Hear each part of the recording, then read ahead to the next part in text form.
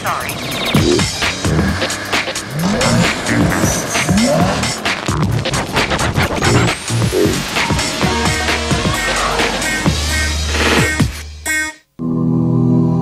Since its introduction in October 2001, the meteoric rise of the iPod has been nothing short of phenomenal. It's gone from merely an idea to over 70 million sold worldwide. It's nice that other people are noticing. But even more staggering is the story of how it got there, from Steve Jobs' inspired return to the company he founded. Thank you very much. The birth of an idea. Music was the perfect synthesis for Apple. Steve understood that music was part of our DNA. And its nerve-wracking development. For the 8 months of development on the iPod, it was extremely tense. There it is, right there.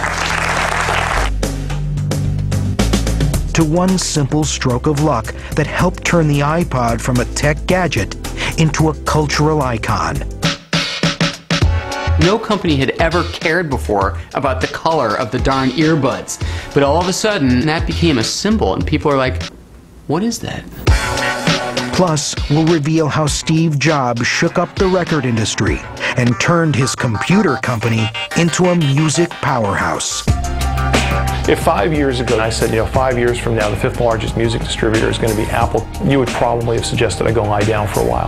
This is the inside story of the iPod. Believe it or not, the iPod started with a smile. That's right, a smile. That's Steve Jobs smiling on December 20th, 1996. Thank you very much. The day it was announced he would be returning home to Apple, more than 11 years after being banished from the company he founded. It's a wonderful Shakespearean story. I mean, it really is. Steve had left Apple in 1985 because of a coup that he tried to foment against John Sculley.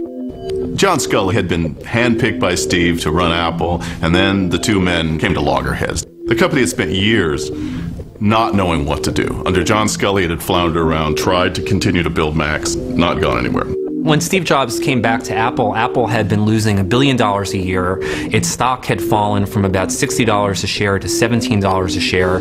To a lot of people in the industry, a lot of very smart people, it really looked like Apple was in a death spiral. The brand was limping. The products were terrible. They were uncompetitive. Some of the strongest loyalists of the Apple brand were beginning to defect to Microsoft. It was a terrible, terrible state. In fact, the board was thinking of selling Apple and closing shop. When Steve Jobs returned, it was like the return of the Messiah.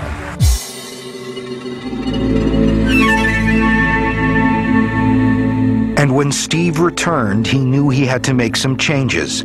Quickly, Steve slashes Apple's overgrown product line, eliminating products like the Newton, Apple's foray into the PDA market. Okay, when Steve got back to Apple, the first thing he did was can the Newton. The Newton had been a handheld machine built by Sculley, early days with handwriting recognition. It was sort of cool in some ways, but it didn't have Steve's imprint on it. It had John Sculley's imprint. He wasn't about to go put a lot of money behind that. Then Steve reduces the research and development projects from 50 to just 10. When he got back to Apple, he took a look at all the products that Apple had and essentially called in the engineers, and to each one of them said, take a look at this. What's wrong with this product? And so everyone sort of hummed and hawed. And Steve said, well, I'll tell you what's wrong. They're crap.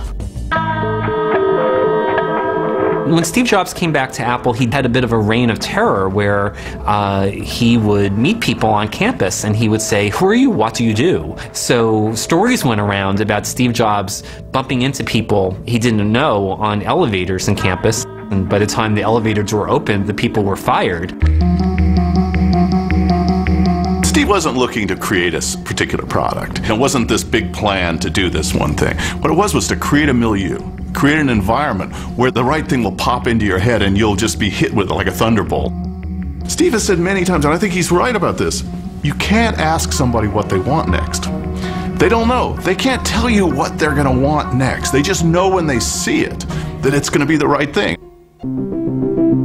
He had to change the way the outside world viewed Apple, the way customers viewed Apple, and the way the people who worked at Apple thought about the place. So Jobs did the now famous Think Different advertising campaign. It wasn't just an ad campaign. before, everyone looked at Apple and said, here's a company that has a tiny percentage of the market. They're losers. They're on the margins. And that this is a bad thing to be. And Jobs comes in and he reframes the notion. And he says, no, it's good to be in the 1 or 2% of people who are original thinkers, who are mavericks, who are innovators. Steve's message sinks in. A year later, in May 1998, Apple releases a product that reflects Steve's new energizing spirit called the iMac. Despite a loyal following, the obituary notices began to appear, but guess what? Mac is back. The colorful all-in-one computer syncs perfectly with the new digital lifestyle, sending email and surfing the web. In the first 45 days on sale, Apple sells nearly 300,000 iMacs, an impressive debut. They looked so good, you kind of want to lick them. I think the launch of the iMac was really important in setting the groundwork for the coming of the iPod, because the iMac was the first kind of new computer to hit a home run with youth culture. And so when all other computer products were boring and gray, he gave them basically a cool fashion computer product, and they'd never seen anything like that before. While the iMac was a step in the right direction for Apple, the real catalyst for the iPod would come from somewhere else. Enter Northeastern University freshman Sean Fanning. Sean Fanning was a freshman at Northeastern University in Boston in 1998, and he had a roommate who, like many people, liked listening to MP3s. But the roommate complained to him that he could never find them. There'd be a list of links on mp3.com or some other site, and then he'd click through, and the link would be gone. It would be dead. He couldn't hear the music. Here's this young college kid, and he has a very basic need. He wants to share music with his friends. It's pretty basic. And there was no service out there giving him what he wanted. So he just created it.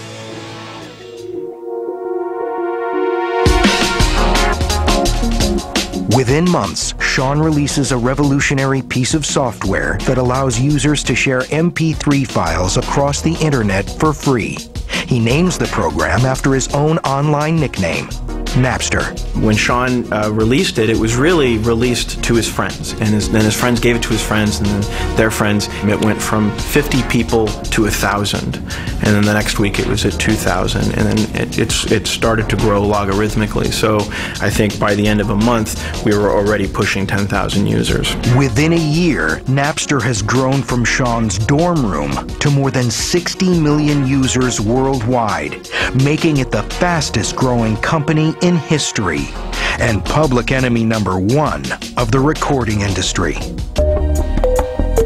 The record industry was absolutely terrified of Napster. They'd been tracking it for months before they sued. There was a meeting where all the heads of the record industry were together with Hillary Rosen, and she said, let's do a little demonstration. I had a number of the record label heads in the room. These were the ultimate music men and women of the industry. And we literally sat there for 45 minutes while they threw out names of obscure songs and hit songs and everything they could think of. Literally playing sort of Find That Tune, and every single thing they named was available from somewhere on Napster. And those guys just walked out of the room blown away. A federal court judge granted a temporary injunction against Napster, pending a trial on charges by the recording industry that Napster violates copyright.